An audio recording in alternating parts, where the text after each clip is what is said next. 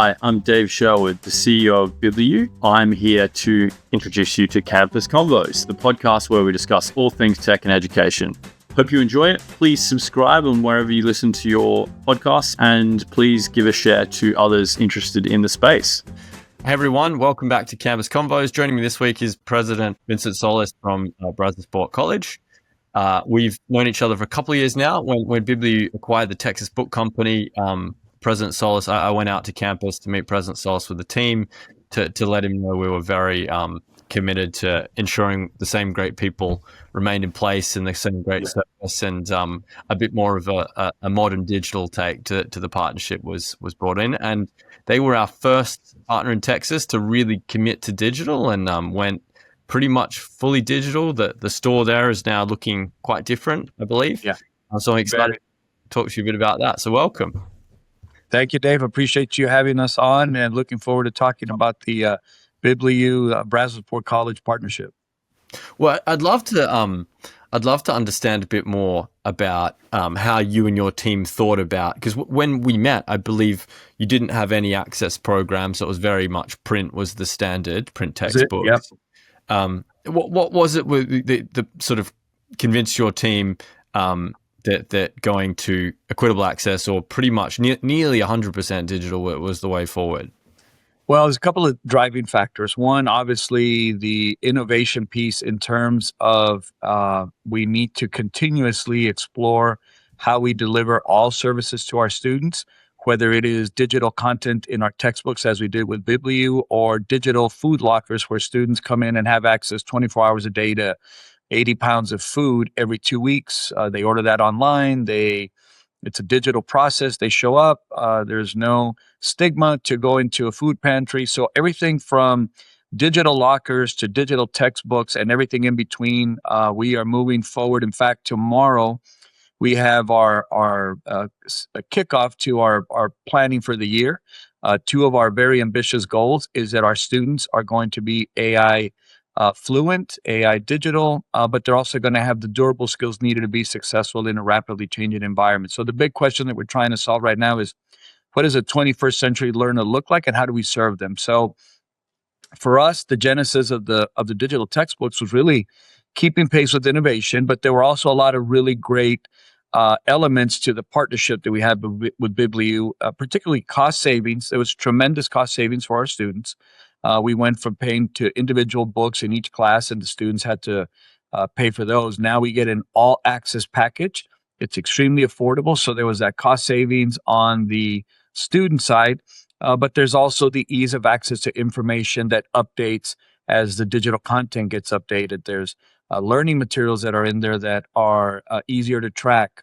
We get feedback. It's electronic. So it's just an entire shift in mindset in terms of being innovative, staying in tune, and keeping a finger on the pulse of what's changing for our students and how we serve them in the space that they live in as a 21st century learner. Great. No, super exciting. And the photos you can see sort of before and after in the space there are quite something and really represent what Bibliu is trying to do. You see a store with tons of print books, and now you see a store with like more varied technology, more of the accessibility. And kudos to the Bibliu team, Dave. I will say this: the genesis. We were obviously aware of digital textbook. It's something that's been in the space a long time. But that conversation came up with your team members. We've got a really great partnership with your reps. At the time, Marcy Dale was our rep. She's since retired. Big loss for us, but you've had some great replacements in terms of your team members. But it was really her conversation that sparked this. She said, "Hey, Doc, we're really looking at this access." The way she presented this was access and affordability, which really, when you talk about those are the trigger words that you're like, okay, well, tell me more. So she walked me through the process. Then your regional rep came down and we met. Then you came down. And after those presentations, we're like, we got to move forward on this. So we had discussions with our academic leadership. We had discussions with our faculty. And again, not without its bumps in the road. It wasn't on the Bibliu side. It's just when you transition something that has been done one way for 200 years, literally higher education with print copies, and you move to a digital content-based delivery system, there's going to be those, change management elements that are important to work through. But all in all, like I said, we've talked about this. The transition has been A++.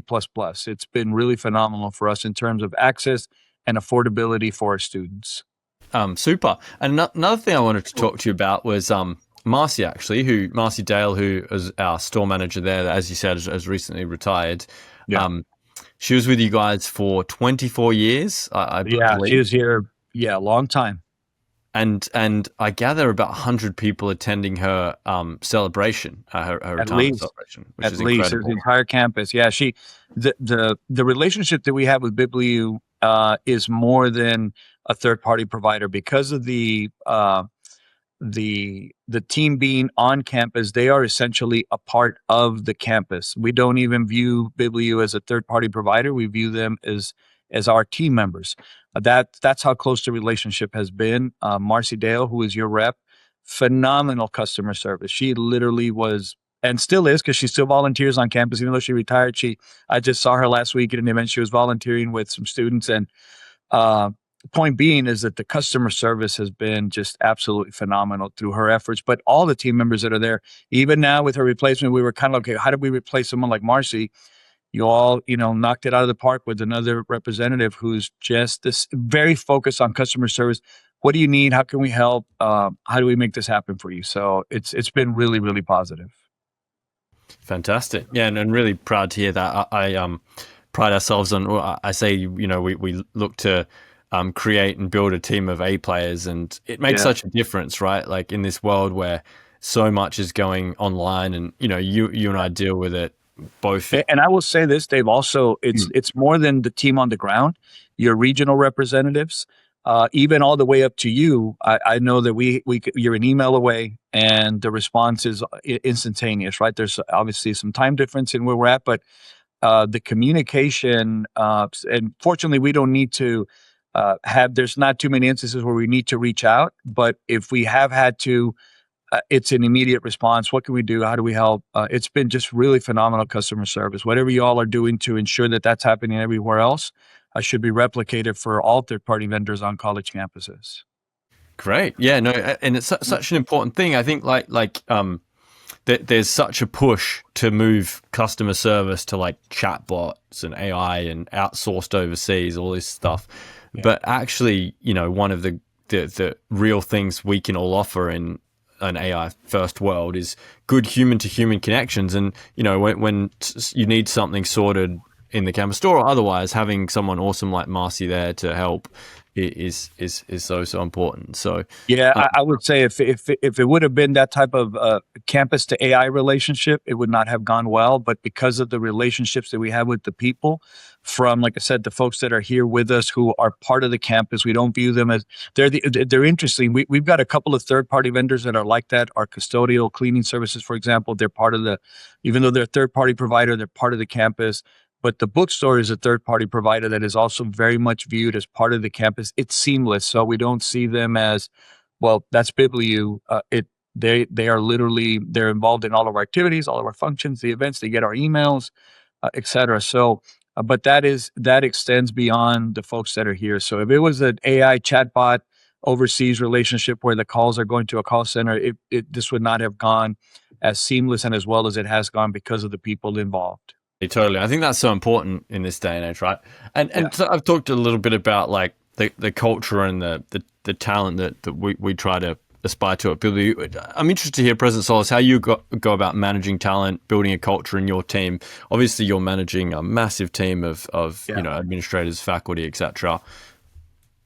So there's a couple of things. Having done this for 34 years, I think that the secret to having less of these gray hairs is, if you hire right, it solves a lot of problems. And I know that that's a simple perspective, but the reality is that if you bring in good people, you give them the freedom and the leeway to do the things that they were brought in, support them, but also you got to take care of them financially. You have to make sure that you have a compensation plan in place.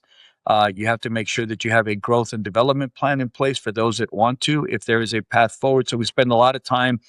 For example, we created something called iLead, which is the Institute for Leadership, Educational, Administrative Development. And we broke that up into two groups.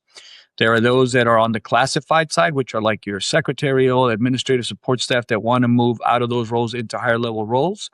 And then you have one that is more comprehensive for your middle management that looks to expand their horizons and move into other positions. So you have that grow your own approach.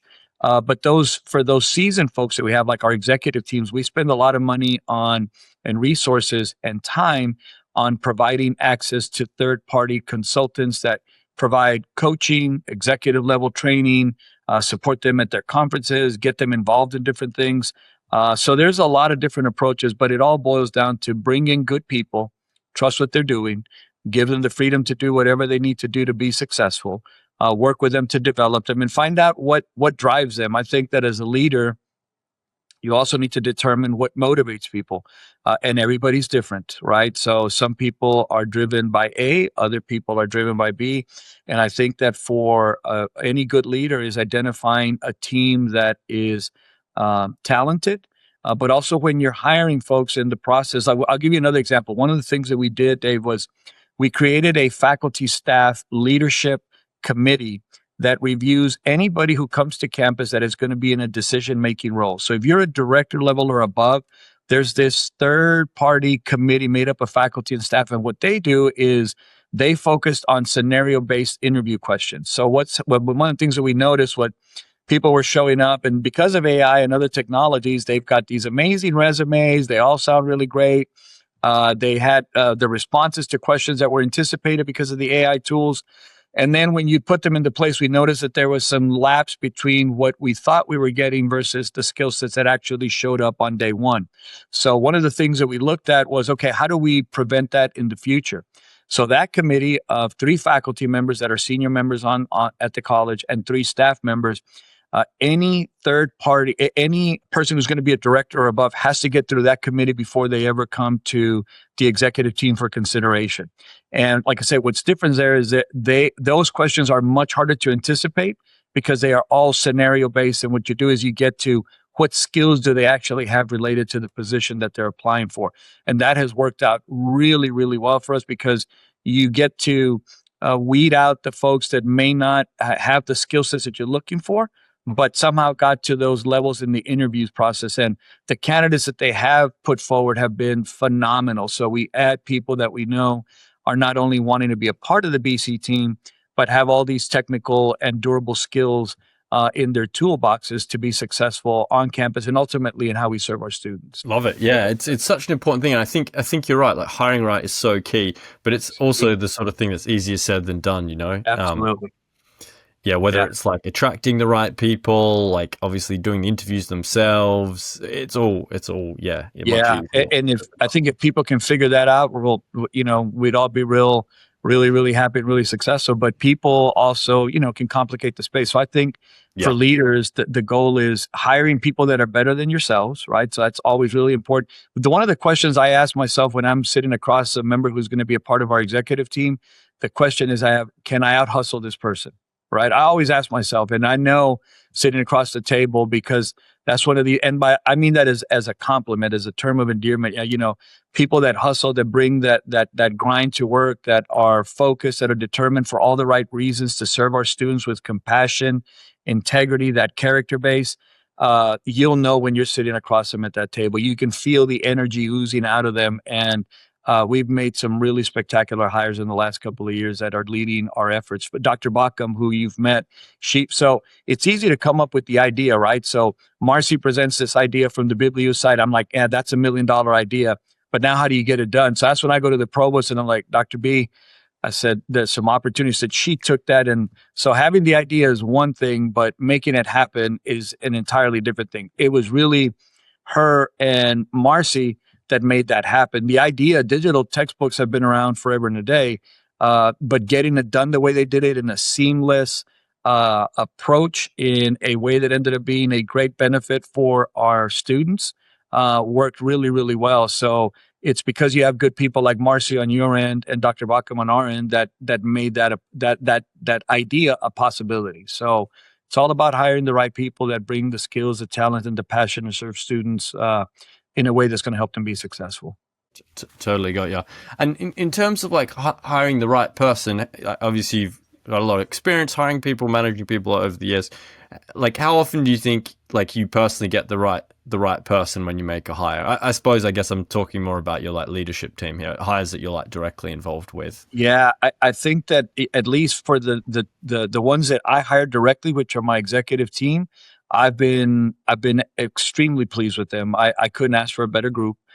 They are talented, they're passionate, they're very knowledgeable.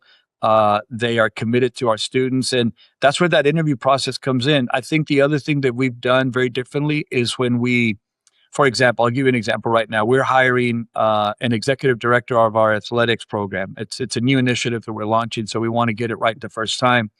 The job description we use now is very different from a job description that was used before. It's so more than just the technical skills. There was a lot of discovery on character. What is the student engagement process going to look like for an athletics department beyond what happens on the X's and O's? And what is their service in the community? What is their plan to grow students in the K-12 space? So a lot of service initiatives, a lot of character questions, a lot of those elements written into the job description. So you know that you're attracting a pool of candidates that have an interest in the things that are desirable to you as an institution. So one of the things for executive team members, we put the things that are out there. The other thing, and I'd be glad to share this with you, Dave, is our principles document. So each of the candidates that received our 21 driving principles.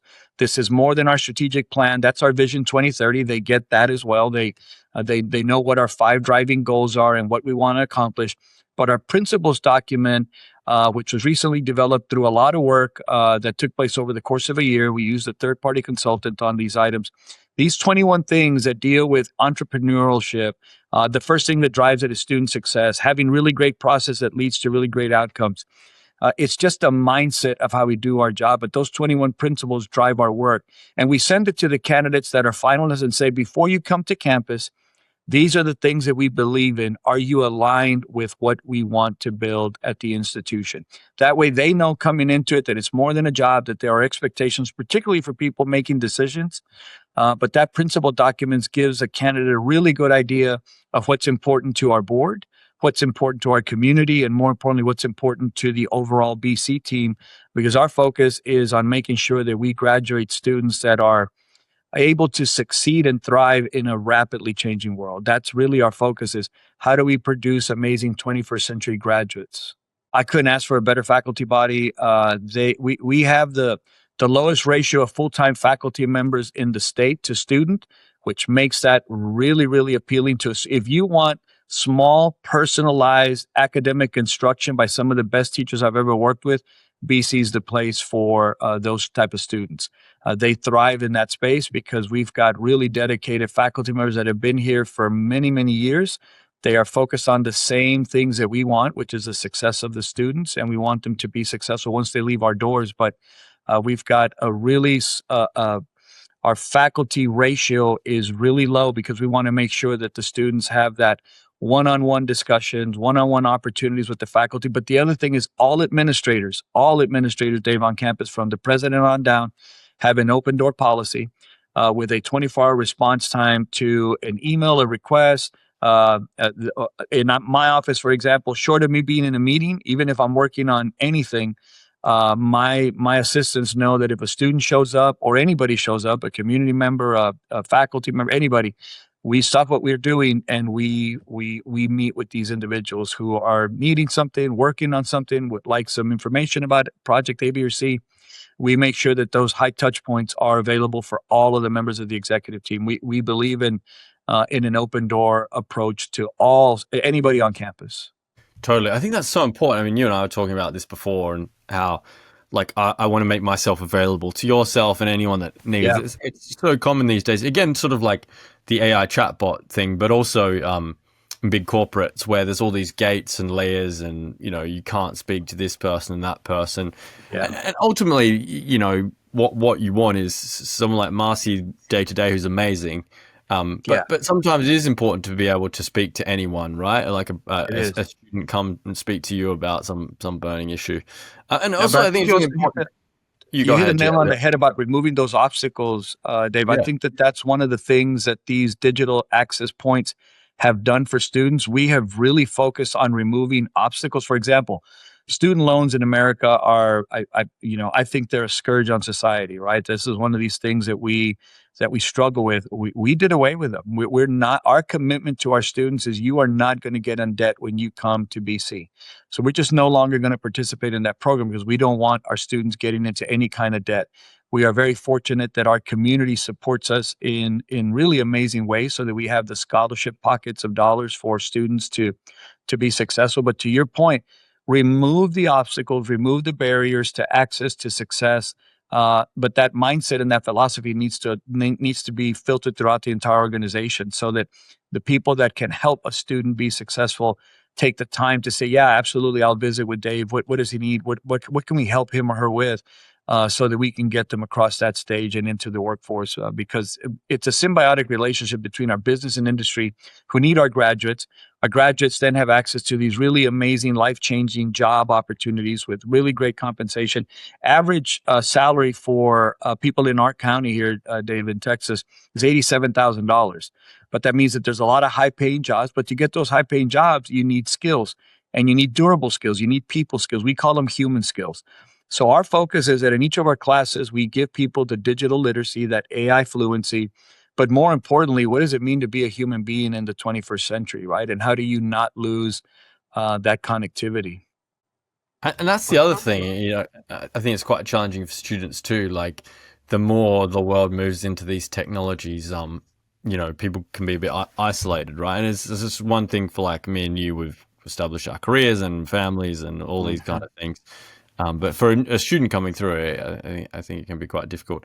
And in terms of AI, I'm interested to hear your perspective on it. Like, how you're looking at it from the perspective of teaching and learning, how you're looking at it from the perspective of like workflows and your team and things like this. Interested to hear about how AI is impacting things at Brazosport. Yeah. So as I mentioned, one of the things tomorrow in our planning, our day of planning for the coming year, because we just completed a really successful year with record enrollments and lots of different accolades on the student success side. Really proud of what the team was able to accomplish. But now the question that we all want to answer and we'll be working on tomorrow is, what does a successful 21st century graduate from BC look like? So we want to identify what those characteristics are. We know that digital fluency is one of those, understanding and working through AI, but it's more than working with the technical skills. It's much deeper than that.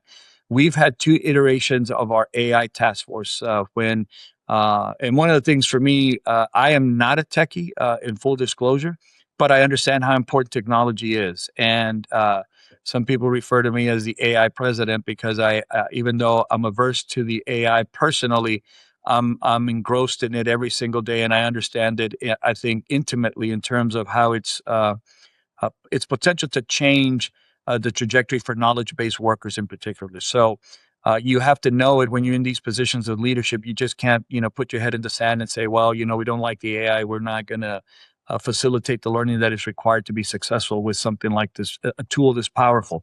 So as soon as this was launched to the public in November of 22, we instantly set up our AI task force, and they were more focused on policies, rules, regulations. What does this mean in general as we started answering and looking to respond to these really big societal questions?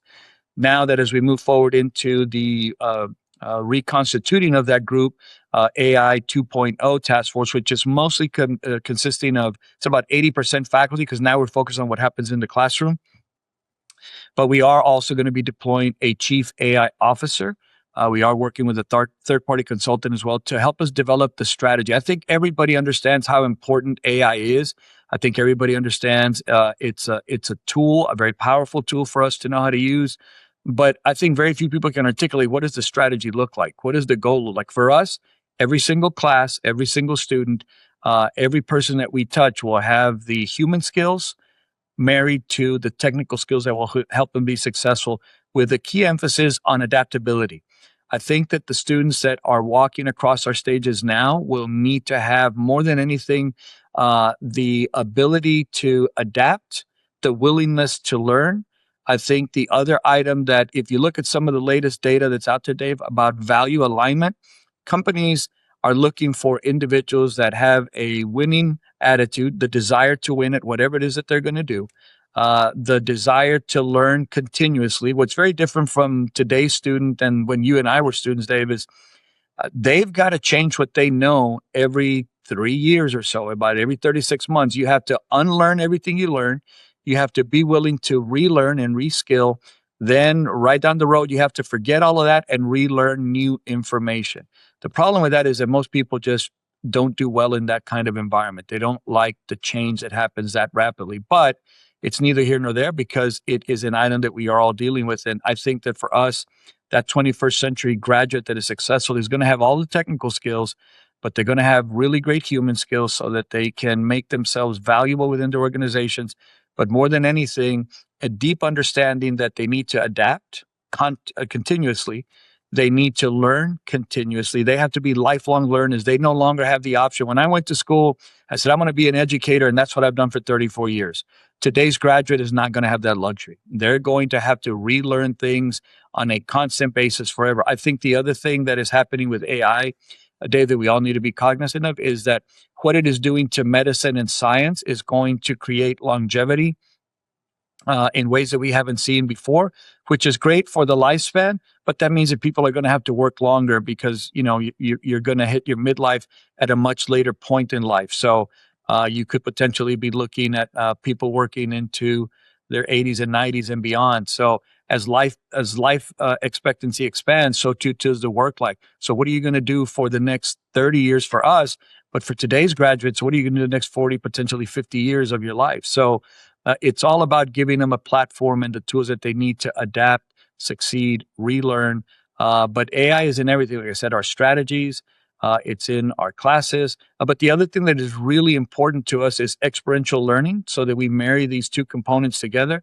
And the other thing that drives our work is how do you use AI ethically? I think that if you see some of the graduation commencement speeches that took place this year, the speakers that spoke about AI and industrial revolutions and all these other things they were getting booed by the students because university graduates and college graduates that are not moving into a technical field are worried about the work environment, the displacement of jobs, and how do you make yourself that unicorn that shows up and says, we really got to hire Dave because he's the person that has all the skills, all the people skills, and is willing to learn what we believe in this organization. If you can do those things, you're going to be just fine.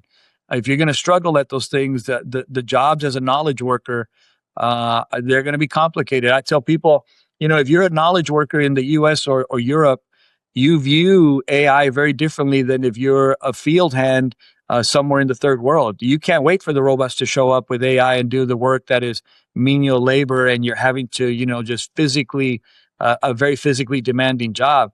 But if you're a knowledge worker, you're like, hey, I don't want the AI to show up because it's potentially going to be disruptive. So my message on the AI, Dave, is we all have to be adaptable and be lifelong learners. We don't have a choice. Yeah, it's so true. Don't you think it's really hard for us to predict like where the economy will be, where some of the jobs are, and ultimately that comes back to your exact point. Like we have to be lifelong learners. It's quite possible. Several of us will have several different careers. Oh, absolutely. Before AI, there was a lot of talk about millennials, Gen Z having a few different careers, but I feel like now things will be even more so, multiple careers than before. But I also think that the opportunities, Dave, are just unreal. They're hard to imagine. If you look at some of the things that are happening with digital K-12 spaces, like the AlphaGo schools, I've been watching those. A phenomenal transformation in the approach to education, right? Well, I think the jury's still out on how this is going to impact the students, but when you're focused on these time periods within the day that students are not just learning these technical skills married to the human skills, there are opportunities. You see case after case after case where very young people are creating things through the use of technology, particularly AI, that is driving really great opportunities in revenue generation, income streams at very young ages. They are developing applications, they're developing softwares, they're developing things. I think that one of the things that we all need to be cognizant of as educators is that we're living in an age where a one person with a really great idea can create a multi-billion-dollar company. We've already seen that with some of the startups and in social media and some of these other sites. But now with AI, I think AI is also the great equalizer. I think that with the tools in technology like Starlink, other parts of the world are going to be accessing the same kind of educational tools that we have in the first world. So I think that competition is going to get stiffer, right? So I think that as we think about these things, young people really have access to tremendous opportunities if they've got those skills, understand how to use them, apply them ethically. I think that judgment, ethics, character development, all those items, how you use these very powerful tools for good. I think that we're all expecting young people to save the world, and I think they can do it if we provide them the space to learn where these opportunities exist. And it's like any emerging technology. It has its disruptions. This one I think is going to be a little bit different because it's a different kind of technology that can do different things. But I think that human beings are resilient, and young people have opportunities that they've never had before if we as educators create the spaces where they can thrive in those environments. Yeah, no, totally. It's such a fascinating time, right? It is. That's one word. That's one way to put it. Yeah. At like unprecedented kind of speed of change. It's funny because like throughout our lifetime, things have changed a lot, but this feels like it's just going at fast. I was reading the other day that Anthropic's IPO is likely to be at a higher valuation than all of the tech IPOs of the last however many years combined. Followed by SpaceX and some of these others that are going to be potential. So opportunities, right? Opportunities. 100%. Yeah. And actually, Texas is in such a great position with many of these companies building, obviously SpaceX, you mentioned, we've got launches there, et cetera. No, it's really fantastic. Well, I think the other piece that's out there, Dave, is in Texas anyway, I think the single biggest issue facing us as a state, and again, I am no geopolitical expert or anything to that nature, but energy. Energy, the use of energy, the data centers that are coming in. And that's why I think space exploration and what's happening now with the Artemis launch and these other are so important because data centers and these big ideas that people have about putting the data centers in space, they're more efficient. The heat isn't an issue. Solar is way more efficient in space than it is here. So I think that people that are sitting up, and coming up with these brilliant, big ideas that are going to revolutionize humanity's existence, kudos to them. But I think for those individuals that are following up in those spaces, what opportunities exist? I mean, sky's the limit. 100%. It's interesting in space. Like I think a lot of the jobs and products and services require, we just don't even know what they are. Right? Absolutely. Well, President Solis, really appreciate your time today. I really enjoyed our conversation. And obviously great to hear things are going well on campus. So thank you to everyone for joining us today. Don't forget to subscribe or send us a review. And we're looking forward to seeing you all next time. Thank you, Dave, for the partnership.